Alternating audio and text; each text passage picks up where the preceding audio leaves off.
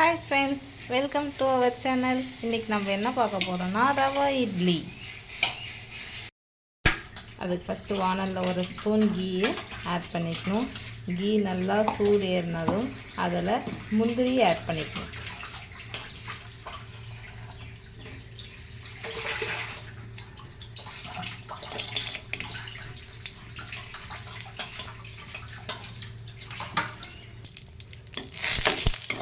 முந்திரி நல்லா இப்படி ப்ரௌன் கலரில் ரோஸ்ட் ஆகணும். ரோஸ்ட் ஆனதும் தனியாக எடுத்து வச்சிடணும். இப்படி நல்லா ப்ரௌனிஷாக ஆகணும். இப்போது அதே வானலில் இன்னும் கொஞ்சம் ஆயில் ஆட் பண்ணிக்கணும். ஆயில் ஆட் பண்ணிவிட்டு நெக்ஸ்ட்டு அதில்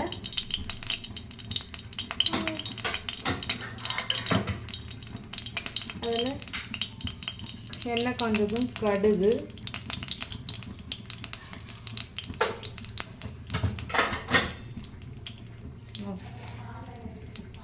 கடுகு, கடலைப்பருப்பு, உளுத்தம்பருப்பு,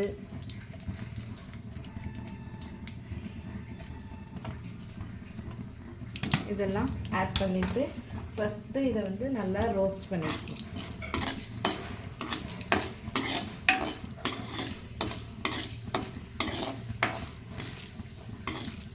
இப்போ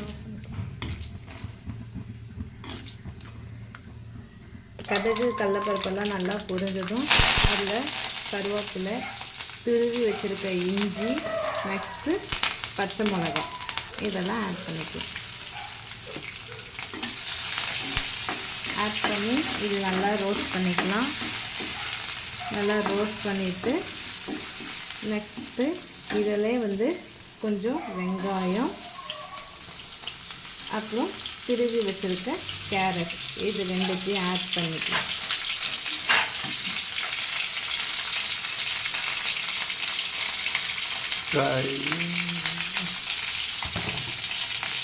வெங்காயம், திருவி வச்சுருக்க கேரட் இது ரெண்டுத்தையும் ஆட் பண்ணிக்கலாம்.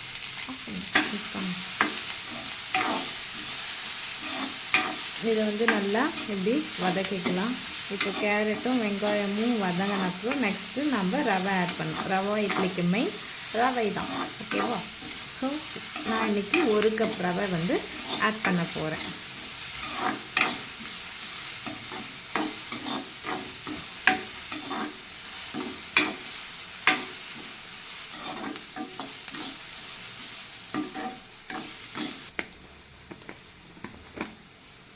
இப்போது கேரட் நல்லா வதங்கிடுச்சு. நெக்ஸ்ட்டு அதில் 1 கப் ரவையை ஆட் பண்ண போகிறோம்.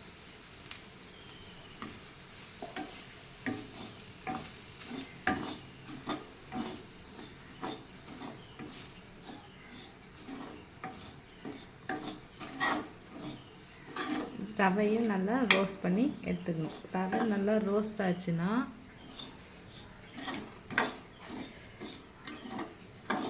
நம்ம ஸ்டவ்வை ஆஃப் பண்ணணும்.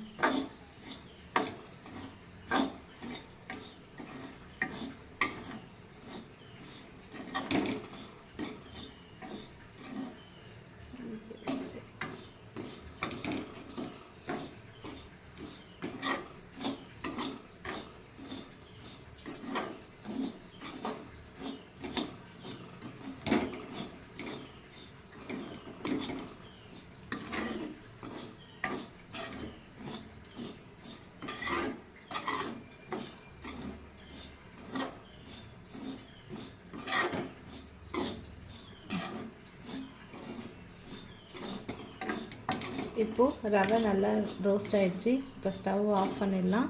ஒரு 2 மினிட்ஸ் ஆறுனப்புறம் இதில் தயிர் ஊற்றி மிக்ஸ் பண்ணிக்கலாம்.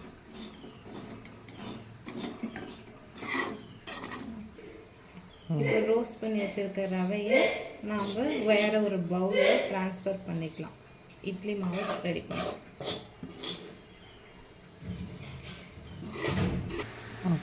இப்போது 1 கப் ரவைக்கு 1/2 கப் தயிர் இதில் ஆட் பண்ணிக்கலாம்.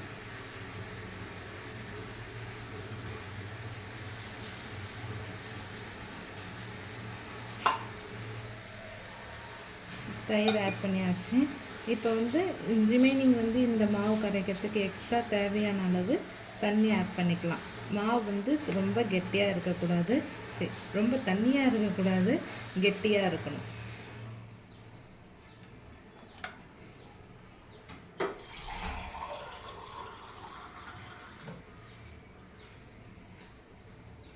இப்போது இதுக்கு தேவையான அளவு வாட்டர் ஆட் பண்ணி நம்ம நல்லா மிக்ஸ் பண்ணிக்கணும். மாவு இந்த அளவுக்கு கெட்டியாக இருக்கணும். இதை வந்து ஒரு 10 to 5 மினிட்ஸ் வந்து ரெஸ்ட்டில் வச்சுடுங்க. அதுக்கப்புறம் இட்லி எடுத்து ஊற்றலாம். இட்லி ஊற்றுறதுக்கு முன்னாடி இந்த மாவுக்கு தேவையான அளவு சால்ட்டை வந்து ஆட் பண்ணிக்கோங்க. ஆட் பண்ணிவிட்டு இட்லி ஊற்றலாம்.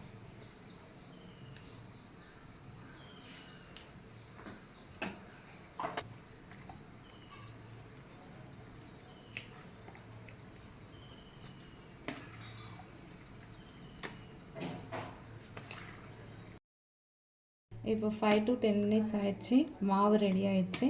இப்போ நம்ம இதை வந்து இட்லி குக்கரில் ஊற்றலாம்.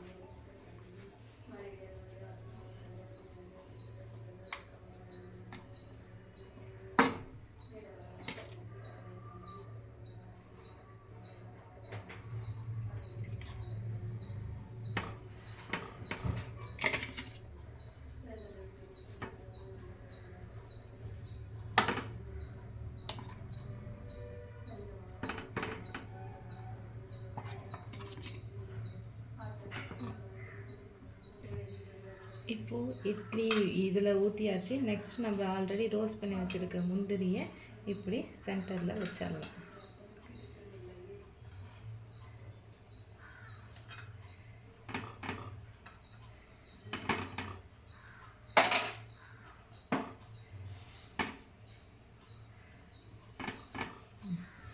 இப்போ குக்கர் மூடி வச்சிடலாம். நார்மலாக நம்ம எப்படி இட்லி வேக வைக்கோமோ அதே சேம் டைம் தான். நல்ல இட்லியே வீடியோ இப்படி இப்போது 10 மினிட்ஸ் ஆயிடுச்சு. இட்லி வந்து நல்லா வெந்துடுச்சு. ஸோ இப்போ நம்ம சூடான சுவையான ரவா இட்லி ரெடி. அதை எடுத்து சாப்பிட்றதுக்கு சர்வ் பண்ணலாம். இப்போது ரவா இட்லி, சூடான சுவையான ரவா இட்லி ரெடி. அதுக்கு சைடிஷ் பொட்டுக்கடலை தேங்காய் சட்னி வித்து பருப்பு சாம்பார்.